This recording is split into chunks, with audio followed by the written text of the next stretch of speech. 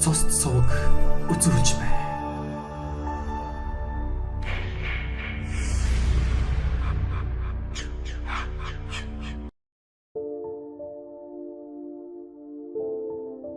Самбуугийн ишиг буян 1957 онд төрсэн бөгөөд 1965 онд 10 жилийн 23 дугаар сургуульд орж суралцаад 1971 онд дүрслэх хурлын дунд сургуулийн уран зургийн ангид орж суралцжээ.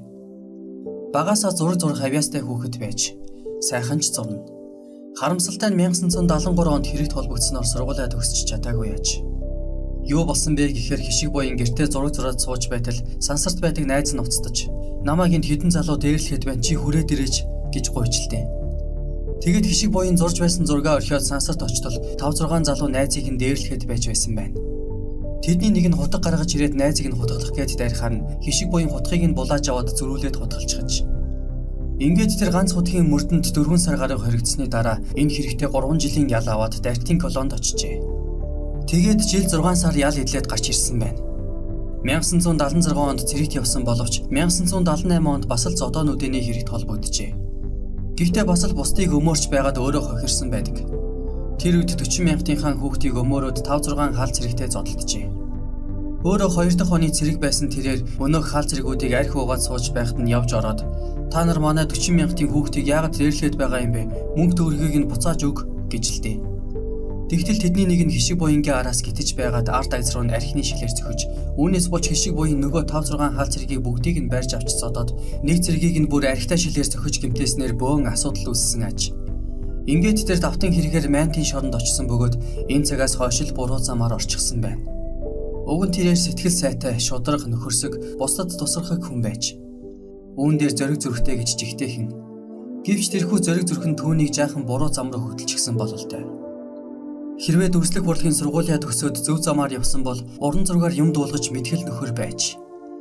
Мөрдөнд байхдаа саахны хайрцагн дээр хөзөр зураад хүмүүст өгдөг, ганц хуудын хянагч нар хүртэл түүгээр хөзөр болон янз бүрийн юм зурулдаг байсан байгаа юм. 1982 онд хишиг буян бас л бусдын өмнөөс шоронд орсон гин. Сайн найзынхан дүүгийн малгайг 2 залуу дээрэмдчихэж. Тэгээд хишиг буян дээр ирээд миний малгайг аваад өгөөч гэж гуйхаар нь хишиг буян нөгөө хоёр дээр очиод малгайг нь нэгтэл аль хэдийн зарчихсан байж. Тэгэнгүүт нь за та хоёр ямар ч гэсэн өөрсдөөсөө мөнгө гаргаад малгай авч өгч манай найзын дүүг хохирлохгүй болго гэж хэлдэг. Гэтэл нөгөө хоёр ч айлаас юм хулгайч зараад малгай аваад өгчихжээ. Төлөвлөгөө хулгайн хэрэг нь илэрснээр нөгөө хоёр ч хишиг буян биднийг дарамтлж хулгай хийлгэсэн гэж цагдаад мэдүүлчихсэн байна.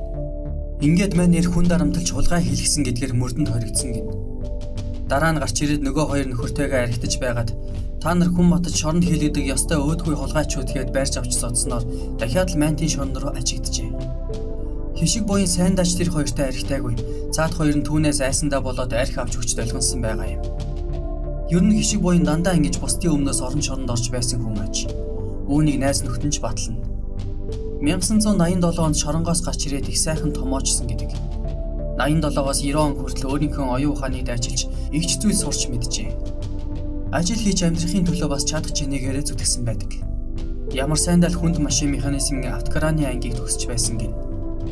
Мөн Япон хэлний анхны курсыг төгсснөөр японоор чөлөөтэй уншиж бичдэг болсноос нөөцгөл зургийн авьяастайгаас гадна хэлний авьяастай нэг юм байж. Англи хэл бие дааж сураад дээр нь төвд хэл бие тааж сурч төвдөр уншиж бичдэг болсон гин. Нэг өдөр гудамжинд тоосондоо даруулсан машин байхаар нь зөвлөлт холбоод усад үйлдвэрлэсэн энэ машин тоосондоо дарагдаад яасан муухай юм бэ гэд японоор биччихсэн байна.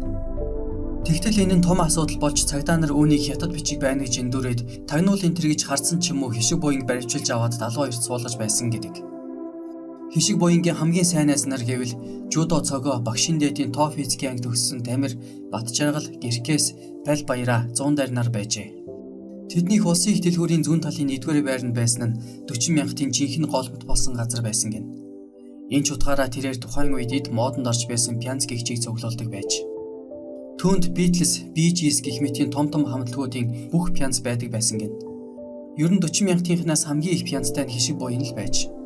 Яагаад гэвэл түүний ээжийнх нь төрсөн дүү тухайн үед Нью-Йорк хотод нүүбэд ажилладаг байсан учраас Америкаас жинхэнэ ховор пянцнууд явуулна. 100 дайр бацаан зоргионоор хишиг буянгаас пянц гуйж сонсдог байжээ. Гэхдээ хишиг буян пянцаа өөрөө авч явж сонсоход буцаагаад авчирдаг их нягхуур нямбай хүн байсан гин. Эрхүүд байсан найз нараараа 2 колонктой мундаг том хөгжим авчруулад өрөөндөө тавьчихсан янз бүрийн пянзыг твхэд л үржигсэн байдаг байж. 10 жилийн сургуульд хамт байсан Аква гэдэг найз нь хойно сурч байхдаа хамгийн сүүлийн үеийн стерео хөгжим авчирч өгч байжээ. Мөн тэр уран зургийн хачин гоё альбом цуглуулдаг, уран зохиолын ном их уншдаг байж. Орос ном их цуглуулдаг байсан ба түүнийгээ орсуудад зарна. Яагаад гэвэл нэгдүгээр байр нь их дэлгүүрийн хажуу талын номын сантай өсчөнтэй байр байж. Тиймээс хишиг буян Орос ном 9 даруйд нь худалдаж аваад л орсуудад зардаг байсан гин. Дээр нь тэрээр их цэвэрч ням бай. Энэ хэрээрээ тухайн үеийн хамгийн гайгүй хувцсыг өмсдөг байжээ. Хишиг буян барагтай л бол бүлгэрээ зодолддоггүй. Энд тэнд ганцаараа очиод зодолддог их зөрөгтэй байсан гэж ярьдаг. Энд тентхийн атмануудтай зодолдлоо гэхэд ганц зохиод л нам болгодог лут чадaltaй залуу байсан гэдэг. Ер нь ганц л зохион. Тэгээ зодоо нүдэний хэрэгээр 2-3 удаа шоронд орсон тэрээр хамгийн сүүлд майнтаас суллагдсан. Шоронд очиод хинт ч дээрлэхүүлж үзээгүй гэдэг. 40,000-ийн хишиг буян гэхээр шоронгийн ямар ч хулгайч мэддэг айдаг байсан гин. Уг нь тэрээр өөд болохынхоо өмнөх 3-4 жил арх ер нь уугаагүй яж. Угаасаа хүмүүс л толгонож арх өгдөг байсан болохоос хишиг буян архинд тэгтлээ хорхоосч байсангүй. Харин амьдралынхаа төгсгөл үед арх нилээд уудаг болжээ. Яагаад гэвэл авгаа нь Унгар руу явчихсан аж. Хишиг буян хойноос нь Унгар явтал авгаа нэг циган нэртэй суучихсан байж. Үүнээс болж мань нэр гуниж гутарсан ч юм уу дахиад арх ууж эхэлсэн байна. Ямар сайндал хойноос ирэхдээ шалс огтуу ирж байлаа. Хишиг буянгийн нас барсан нарийн шалтгаан тодорхойгүй гин. Өөд болохынх нь урд орой Янгир рестораны цагдаа нар зодсон гэж ярьдаг. Тэгээд маргааш өдөр нь бөмбөр худалдааны төв дээр Гамбол гэдэг найзтайгаа шараа тайлж байгаад л босоогороо нас барсан гин. Нас барсныхан дараа хороон дарагд орж хорлоо ахт нь дүүч нь босоогороо нас барсан жинхэнэ эр хүн байжээ гэж хэлсэн байдаг.